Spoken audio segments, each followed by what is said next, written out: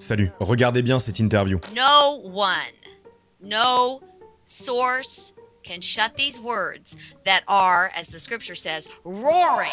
Ce que vous êtes en train de mater, c'est une vidéo postée sur YouTube le 24 février 2011 sur la chaîne déjà très populaire à l'époque américaine, The David Pakman Show. À gauche, Shirley Phelps Roppert, la porte-parole de la Westboro Baptist Church, une petite église baptiste fondamentaliste du Kansas, homophobe, transphobe, islamophobe, antisémite et j'en passe. L'URL amenant à leur site, c'est ni plus ni moins que godhatesful.com. Ça annonce la couleur. Et à droite, avec sa belle image de Batman pourfendant un grand requin blanc au sabre laser, un certain Topiary lui fait face. Ce jour-là, il endosse le rôle de porte-parole improvisé d'Anonymous, le plus grand groupe de hackers au monde. La petite église fondamentaliste est remontée contre le groupe et les provoque parce que selon eux, les Anonymous les menacent depuis un moment. Ce que les hackers nient. Ils disent n'en avoir rien à cirer et ne comprennent en fait même pas vraiment pourquoi les religieux pètent leur cap dans leur coin. Que s'ils se font attaquer par des hackers, en tout cas c'est pas de leur fait. Mais que bon voilà, s'ils y tiennent et qu'ils continuent vraiment de faire les malins, ça les dérange pas non plus de les mettre à l'amende à leur tour. Et alors que le ton monte, Topiary visiblement gonflé annonce avoir une surprise de taille.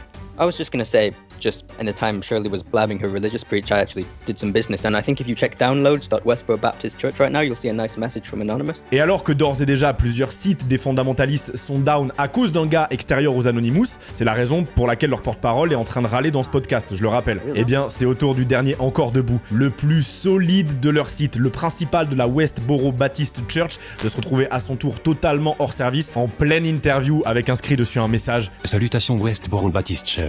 Si vous lisez ceci, c'est que les Anonymous ont perdu patience avec vous.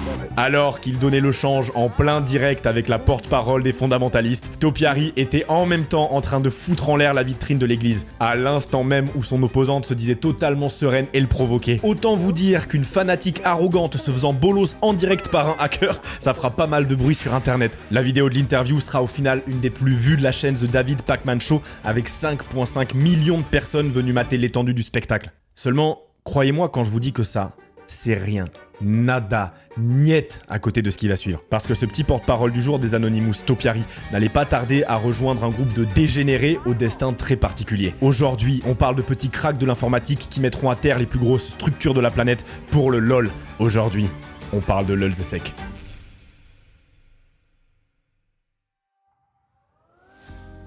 En parlant de la Westboro, je me permets, mais comment c'est possible en 2024 d'avoir des sites aussi moches et éclatés alors qu'il existe des services comme celui du partenaire de cette vidéo, Odoo. Odoo, si vous connaissez pas, c'est cette entreprise belge qui possède tout un tas d'applications ultra pratiques pour gérer votre business. Il y a des applications pour faire ses ressources humaines, pour faire sa facturation, gérer ses inventaires, mais surtout celle qui en intéressera le plus parmi vous, créer son site internet facilement. En 4 étapes, il t'aide à faire la base. Et déjà là, ton site est généré en fonction de ton domaine d'activité. Ensuite, pour personnaliser plus en détail, c'est facile. Tu drag and drop les blocs qui t'intéressent et tu les modifies en quelques clics à ta guise. Et si t'es en panne d'inspiration pour certains textes, ça peut arriver, ils ont même ChatGPT d'intégrer pour t'aider. D'ailleurs, niveau contenu, pour le point visuel, ils sont reliés à Unsplash. C'est une banque d'images libre de droit parmi ce qui se fait de mieux pour habiller ton site. Tu peux facilement positionner tes éléments grâce à une grille qui te permet d'avoir une mise en page épurée. Et en plus, tu peux ajouter des animations et des formes pour vraiment dynamiser ton site et le rendre genre nickel. Enfin, et c'est pas des moindres, avec Odoo, la première application est offerte à vie. Donc, si tu prends le site internet, bah t'auras pas à dépenser 1 euro. D'ailleurs, le support et l'hébergement sont aussi inclus en illimité. Et si vous voulez un nom de domaine personnalisé, il sera offert pendant 1 an. En tout cas, si vous voulez essayer Odoo, je vous mets leur site internet en description. Et encore une fois, merci à eux de soutenir mes projets. Laissez-moi vous présenter Hector Xavier Monségur. Et non, ce n'est pas Topiary. Lui, son pseudo, c'est Sabou. Et retenez-le bien parce que pour parler de LOLSEC, il faut parler de Sabou. Il naît le 13 octobre 1983 à Porto Rico sous le soleil des Caraïbes. Et Sabou, c'est un peu ce genre de gars qui n'a pas trop de chance dans la vie. À la roulette du destin, disons qu'il était un peu prédisposé à perdre d'avance. Sa mère part chercher des clopes à sa naissance et ne reviendra jamais. Et c'est dès lors son père, âgé seulement de 16 ans, qui assumera sa garde et toutes les responsabilités qui vont avec. Mais rapidement, alors qu'il n'est encore qu'un enfant, lui et son paternel émigrent aux États-Unis, à New York plus précisément, où sa grand-mère vivait déjà pour qu'elle puisse aider à s'occuper de lui. Un signe d'espoir, pensez-vous? Écoutez-moi bien, le business de sa famille pour essayer de s'enrichir aux States, c'est l'héroïne, c'est bon? L'appartement familial, c'est la planque. Il est encore très jeune mais Sabou, au milieu de cette galère, lui ce qu'il fait triper, sans mauvais jeu de mots, c'est l'ordi du domicile. À l'époque, au début des années 90, ça n'a rien de banal de bouffer des cartes graphiques, mais lui, ça l'anime. Et puis un jour, alors qu'il traîne sur internet, AOL à l'époque, il télécharge tout un tas de fichiers, juste parce que c'est marrant, parmi lesquels, entre 2 zips, le manifeste du hacker de The Mentor. Il a alors 12 ans et vient de se trouver une sale passion. Dans les années qui suivent, il ponce tout ce qui touche au code et passe rapidement de « J'apprends à manipuler l'open source de Linux pour avoir accès à Internet gratuitement » à « Je pirate des sites web en y inscrivant des messages pour protester contre les choix politiques du gouvernement américain ». Faut dire que l'adolescent est vraiment bon, même si à ce stade il est encore particulièrement modéré. Mais il a bien conscience de son potentiel. Sur l'un des sites qu'il hack, il note « Hi, I'm Sabu. No one important for now. » Toute son enfance et sa vie de jeune adulte, il gardera le hacking un peu comme passe-temps. C'est son loisir pour s'amuser. Comme un peu une sorte de démon endormi, n'attendant qu'un seul prétexte pour se réveiller. Et cet événement allait arriver en 2010. Depuis quelques années déjà, les membres de sa famille impliqués dans le trafic d'héros tombent les uns après les autres. Sa tante, mais surtout son père, sont dorénavant derrière les barreaux. Et donc, cette année-là, c'est sa grand-mère qui va finir par mourir. Sabu a alors 27 ans et se retrouve seul, ce qui agira comme un disjoncteur pour finir de faire sauter ses dernières barrières. Ce qu'il savait faire pour plaisanter. Son hobby pouvait être la porte de sortie de la galère. Alors il mettra les bouchées doubles et commence à hacker tout ce qui lui passe par la main. Carte de crédit, banque, en fait peu importe, tout ce qui peut lui ramener des sous. Il franchit des limites qu'il n'avait jamais osé passer auparavant. Or, à la même période, il n'y a pas que Sabu qui monte en puissance. Depuis quelques années, on assiste en parallèle à l'essor de groupes de hackers pour revendiquer des messages. Faire front commun à ce qu'ils estiment injuste alors qu'Internet est en train de s'immiscer partout. C'est la montée en force de l'activisme. Et Sabu, qui avait déjà fait quelques conneries à but politique plus jeune, maintenant confiant, affranchi de toutes ses limites et naturellement attiré par le projet du plus grand groupe d'entre tous, Anonymous. C'est pas la première fois qu'on parle sur cette chaîne, mais en même temps, tellement d'histoires légendaires découlent de ce groupe. Lorsqu'on pose la question, cite-moi ne serait-ce qu'un seul groupe de cyberactivistes, je pense pas trop me tromper en disant qu'à peu près tout le monde cite Anonymous. Mais bon, pour les quelques-uns qui n'auraient quand même pas suivi, on sait jamais. Anonymous, avec leur masque de V pour Vendetta, sont nés au début des années 2000 de sombres forums 4chan pour finalement devenir, après quelques années seulement, l'incarnation même de l'activisme sur Internet. We are anonymous. We are legion. We do not forgive. We do not forget.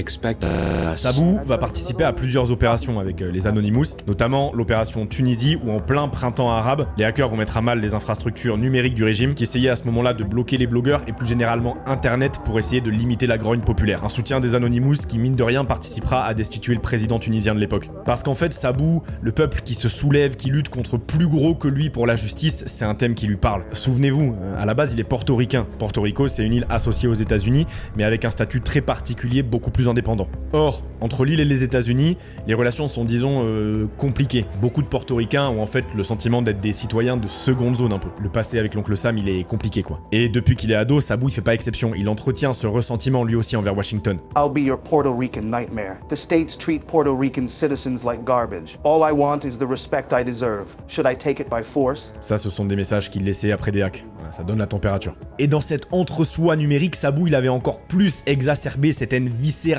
des hautes institutions. Et il était même devenu, par la force des choses, une espèce de porte-parole sur les forums. Alors, quand à l'aube de février 2011, le groupe prépare une humiliation en place publique, il allait en prendre le lead. On est le 5 février 2011 et Aaron Barr, le CEO d'HB Gary, une des plus grosses entreprises de cybersécurité de l'époque, qui avait entre autres pour client le FBI, donne une interview au Financial Times dans laquelle il affirme qu'il aurait des éléments sur plusieurs membres des Anonymous et qu'il pourrait les révéler à tout moment. Est-ce une menace ? En tout cas, pour Sabu et quelques autres des Anonymous, l'occasion, elle est trop belle. Ils se font taunt par des prestataires du FBI. On leur tend le bâton pour battre, c'est très beau. Et c'est un autre hacker, Tiflo, qui trouvera une faille dans la programmation du CMS, donc l'outil qui sert à faire le site internet d'HB Gary. De là, ils font une petite injection SQL pour ceux à qui ça passe, et bim, bam, boum, ça fait pchit et ça fait...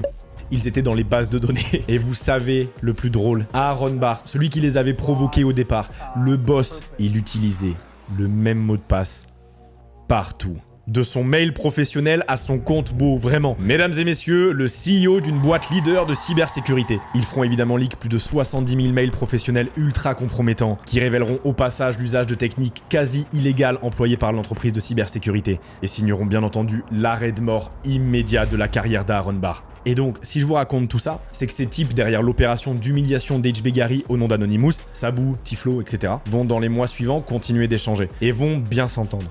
Très bien s'entendre même, suffisamment pour que Sabu décide de les réunir dans une entité à part entière. Et quelques mois plus tard, début mai 2011, des cendres d'Aaron Barr et du corps d'Anonymous naquit l'Ulsec.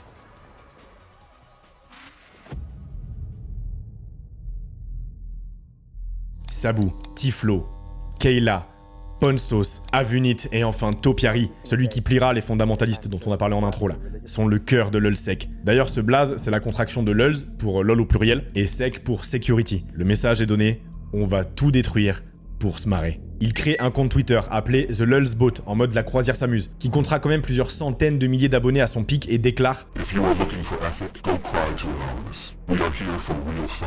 This is the internet, where we screw each other over for a jolt of satisfaction. Fini les principes moraux. Dites-vous qu'ils mettront même en place une hotline téléphonique que n'importe qui pouvait joindre pour leur suggérer des cibles. D'ailleurs, en parlant de cibles, ils n'allaient pas perdre de temps. Les premiers à prendre une gifle seraient l'équivalent de CNews aux States, la Fox. Et quoi de mieux pour annoncer le chaos que de donner de la voix. Alors le 7 mai débute leur blitzkrieg. Ils commencent par ouvrir en deux la base de données des candidats du concours de chant X Factor diffusé sur la chaîne. 73 000 fiches de candidats partent dans la nature. 3 jours plus tard, le 10 mai, c'est la base de données de la Fox elle-même qui fuit partout sur internet. Lulzsec n'appréciait que peu leur présentateur Billy O'Reilly, trop conservateur à leur goût. Ils laisseront d'ailleurs un joli message. We don't like you very much. As such, we cordially invite you to kiss our handcrafted crescent fresh asses. 5 jours plus tard, ils récupèrent des comptes bancaires provenant de plus de 3100 distributeurs automatiques en Angleterre. Mais n'en feront rien. Et en fait, vous allez vite le comprendre, mais lulzsec s'en fout de l'argent. Ils gagneront même plus tard un concours de hacking organisé par une société de cybersécurité qui promettait 10 000 $, à qui arriverait à changer une photo sur la page d'accueil de leur site. Récompense qu'ils refuseront avant de tweeter. Done. That was easy. Keep your money. We do it for the lulz. Ouais, vous allez voir, ça tweet beaucoup. Nous ne sommes qu'au début de leur existence qu'ils sont déjà en train de tout vaporiser sur leur passage. Et petit parallèle, si je vous ai déjà parlé d'Xbox Underground dans une autre de ces vidéos d'histoire de hackers, qui eux étaient le cauchemar de Microsoft, lulzsec seront eux l'enfer de Sony. Pourquoi Sony? En fait, les hackers du monde les avaient un peu en travers de la gorge depuis qu'ils avaient poursuivi en justice le type à l'origine du jailbreak de la PS3. Donc à cette époque-là, le géant nippon, il est pas très apprécié, et lulzsec vont s'acharner. This isn't an elite hack. We just want to embarrass Sony some more. Le 23 mai, ils attaquent Sony Music Japon et repartent avec les informations de milliers de comptes. From a single injection, we accessed everything. Quelques jours plus tard, ils s'en prennent à une autre branche de la compagnie japonaise, Sony Pictures, et réussissent à accéder à plus d'1 million de comptes utilisateurs. Why do you put such faith in a company that allows itself to become open to these simple attacks? Ils feront fuiter sur Twitter le code source de développeurs de Sony Computer Entertainment, détruiront Sony Online Entertainment et mettront à l'envers des sites russes, thaïlandais, néerlandais de la marque. Je vais pas rentrer dans tous les détails de leur hack, mais en l'espace de quelques semaines, ils pénétreront plus de 16 fois pour foutre la merde d'une manière ou d'une autre chez Sony. 16 for the hackers, 0 for Sony. Your turn. On parle de pertes pour le groupe international de plusieurs millions de dollars pour colmater les brèches. Stupid Sony. So very stupid. Mais rassurez-vous, ils s'en prendront aussi plus tard à Minecraft, EVE Online, League of Legends, The Escapist, en même temps qu'ils feront tomber le site internet d'une entreprise de cybersécurité. Tout ça en une seule après-midi, un mardi qu'ils baptiseront Titanic Takedown Tuesday. EA aussi prendra sa baffe lorsqu'ils pirateront les serveurs de la bêta de Battlefield Heroes pour en cracher les logs de 550 000 comptes. Ah oui, Bethesda aussi, tiens, j'allais presque oublier, se feront péter 200 000 comptes et les équipes de l'éditeur ne s'en rendront pas compte avant que toute la petite troupe de hackers ne se foutent ouvertement de leur gueule sur Twitter. Bethesda, we broke into your site over 2 months ago. We've had all of your brink users for weeks. Please fix your junk. Thanks. We're going to release lots of Bethesda ZeniMax data today. However, we might not release their 200,000 plus users as we love Call of Cthulhu. Les seuls qu'ils ont épargnés seront Nintendo. Ils les ont infiltrés, hein, bon, ça ils prennent comme tout le monde, mais ils n'iront pas plus loin par pur amour de la N64 apparemment. Oh, et ils aimaient aussi beaucoup Dota 2. Comment je le sais? Parce qu'un jour plus tard, ils feront aussi tomber Heroes of the New Earth avant de tweeter Heroes of the New Earth Master Login server is down. They need some treatment. Also, Dota is better. À ce propos d'ailleurs, si vous aimez les histoires de jeux vidéo, je tiens une autre émission sur la chaîne montante RTBF XP qui s'appelle Dernière Game. C'est coécrit avec Nostalgeek, on a déjà bien attaqué la 2e saison là. 4 épisodes sont d'ores et déjà sortis, entre autres sur l'histoire aux 1000 péripéties de l'Ariane Studio, ceux qui sont derrière Baldur's Gate 3, ou encore sur la quête secondaire la plus glauque de Cyberpunk 2077. Il y a un épisode sur les abris de Fallout. Enfin bref, pour ceux qui aiment le gaming et ce que je vous raconte, vous allez trouver votre bonheur. Je pense que vous commencez un peu à capter leur ton troll. Il y a un autre de leur fait d'armes qui en dit long de ce point de vue-là. Dites-vous qu'en gros, ils n'étaient pas non plus de grands fans de Rupert Murdoch, le multimilliardaire propriétaire du Sun et du Times. Alors ils hackeront les deux sites, redirigeront l'URL originale du Sun vers celui du Times, dont ils avaient totalement changer l'esthétique pour ressembler à celle du Sun et y foutre un article annonçant la mort du CEO, avant de tout rediriger vers leur propre Twitter pour se faire de la pub au passage. Dans le style connerie avec les news, ils s'en sont aussi pris au PBS, le Public Broadcasting Service, une sorte de gros média américain parce qu'ils n'appréciaient pas du tout la façon dont le PBS couvrait l'affaire de Chelsea Manning, une lanceuse d'alerte qui avait révélé des exactions de l'armée américaine en Afghanistan et en Irak. Alors cette fois-ci, pas de fuite de données au programme, mais ils créeront un article sur PBS affirmant que Tupac serait toujours en vie quelque part en Nouvelle-Zélande en train de bronzer avec Biggie. Ça la fout un peu mal pour un des plus gros pourvoyeurs d'actu des States. Allez, on s'en fait une dernière parce que c'est marrant. Ils mettront aussi à genoux le site du département de la sécurité publique d'Arizona, parce que l'État est en train de passer une loi ultra sévère contre l'immigration clandestine. Ainsi, ils balanceront plus de 700 documents contenant des informations détaillées sur des officiers de police, des trafiquants de drogue et des comptes rendus d'intervention qui, évidemment, étaient censés rester confidentiels. Et bien entendu, ça ne serait pas l'Ulzsec s'ils n'avaient pas donné un nom complètement à la con à leur opération, Chinga la migra ou Baise la patrouille, et encore je reste poli. Bon, vous commencez à capter. Au printemps 2011, l'Ulzsec sont ultra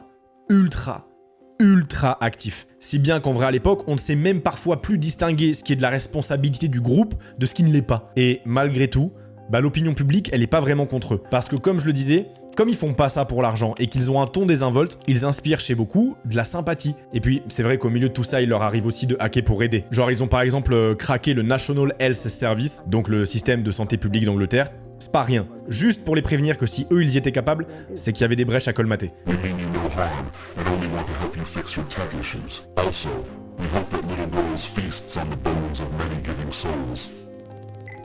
En vrai si, dire que l'Ulzsec n'avait pas d'autre ennemi que les entreprises et les institutions qu'il forçait est faux. Dans le monde des hackers, un autre groupe que vous devriez connaître voulait leur peau.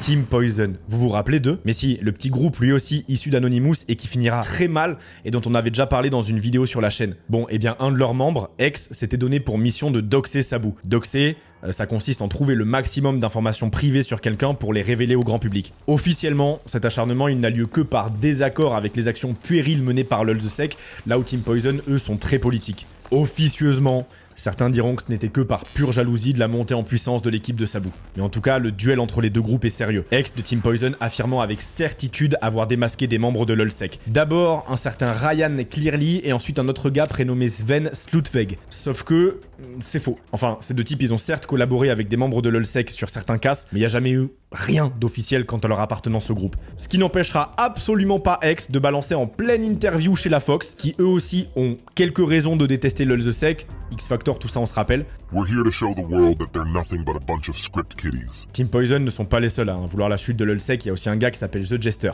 D'ailleurs, The Jester, c'est lui qui avait mis à l'amende la Westboro Baptist Church avant que Topiary ne repasse un coup dessus.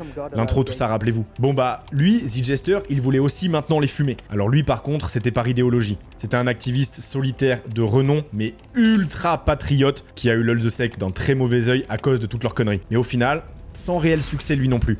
Non, les seuls qui ont réussi à vite fait craquer l'armure du groupe, ce sont un autre collectif, The A-Team, qui seront les premiers à donner des informations particulièrement crédibles sur Sabu, disant qu'il était portoricain et qu'il habitait à New York. Et ces infos, vous le savez pour le coup, elles sont réelles. Et pourtant, malgré toutes les attaques possibles, l'Ulzsec demeurait inarrêtable et s'apprêtait même à réaliser son plus gros hack, le plus impressionnant de tous, entre le FBI, Obama et la CIA, l'affront historique qui les ferait rentrer dans l'histoire du hacking.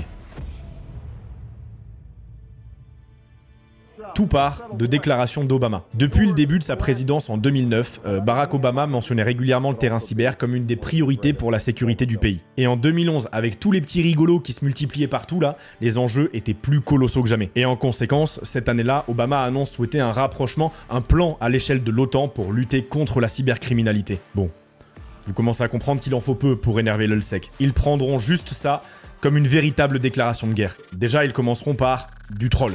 Alors, je sais pas comment ils se sont démerdés, mais ils parviendront à recopier la voix d'Obama. En 2011, pour fun prank le FBI en disant que de la merde.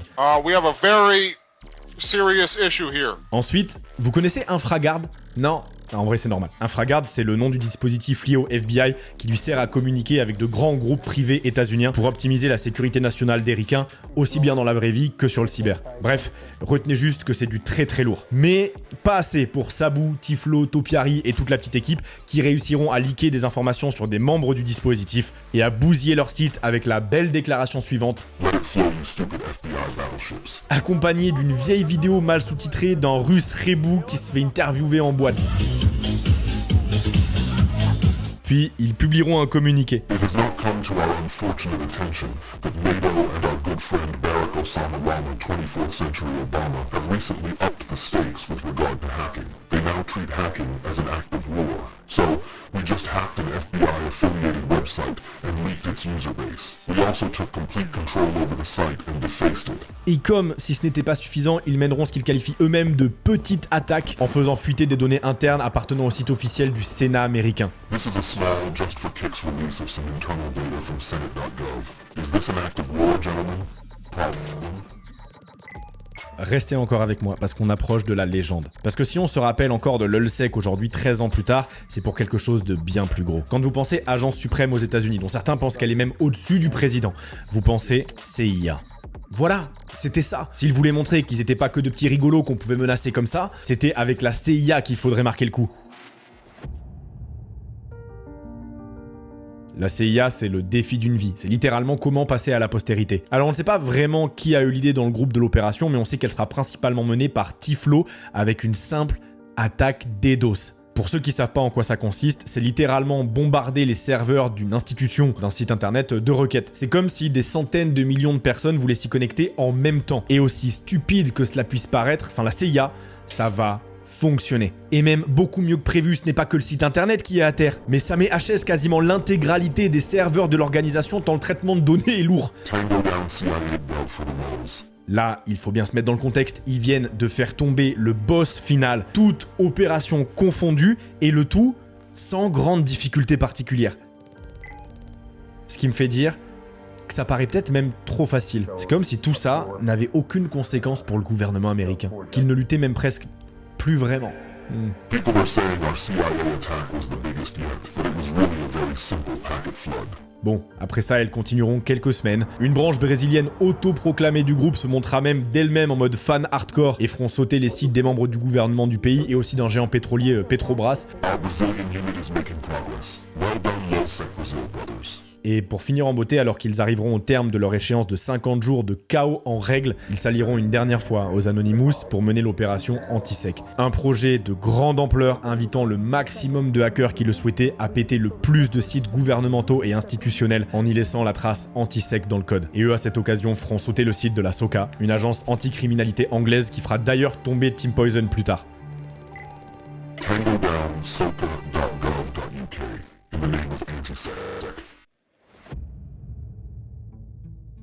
Nous sommes le 25 juin 2011. Cela fait à peu près 50 jours que l'Ulsec sème le chaos partout, avec chaque jour des dizaines d'articles relatant leurs faits d'armes et trolls lorsqu'ils publient leur dernière déclaration. Friends around the globe, we are Lulz Security, and this is our final release, as today marks something meaningful to us. 50 days ago, we set sail with our humble ship on an uneasy and brutal ocean, the internet. We must now sail into the distance, leaving behind, we hope, inspiration, fear, denial, happiness, approval, disapproval, mockery, embarrassment, thoughtfulness, jealousy, hate, even love. So with those last thoughts, it's time to say, bon voyage. If anything, we hope we had a microscopic impact on someone, somewhere, anywhere. Thank you for sailing with us. The breeze is fresh and the sun is setting, so now we head for the horizon. Let it flow.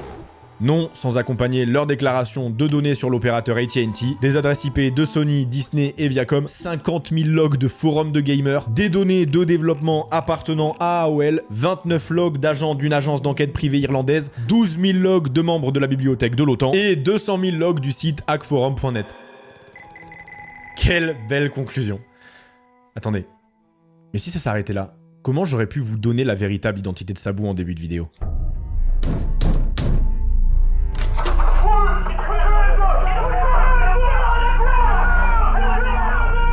Dans les jours qui suivent la déclaration que je viens de vous lire, en juillet 2011, Topiary, notre petit rigolo de l'intro, est arrêté aux îles Shetland en Écosse. Il s'appelle en réalité Jake Leslie Davis et a tout juste 18 ans quand la police vient frapper à sa porte. C'était lui d'ailleurs derrière le compte Twitter. Tiflo, peut-être le plus doué de tous, celui qui a brisé HB Gary et la CIA, s'appelle réellement Mustafa Al-Bassam et britanno-irakien. Réside à Londres et n'a que 16 ans. Kayla, que tout le monde pensait être une jeune fille, s'appelle réellement Ryan Aykroyd et a 24 ans. Seul pawn sauce Darren Martin en vrai. Se fera arrêter un peu plus tard, en 2012, en Irlande. Quant à Avenit, il demeure encore aujourd'hui le seul qui a réussi à se cacher et rester dans l'ombre et n'a jamais été retrouvé. Mais attends, comment en si peu de temps ils sont pratiquement tous tombés, après des mois de carnage sous les Anonymous ou sous l'Ulzsec? La réponse est en réalité très simple. Et vous connaissez déjà son nom. Sabu.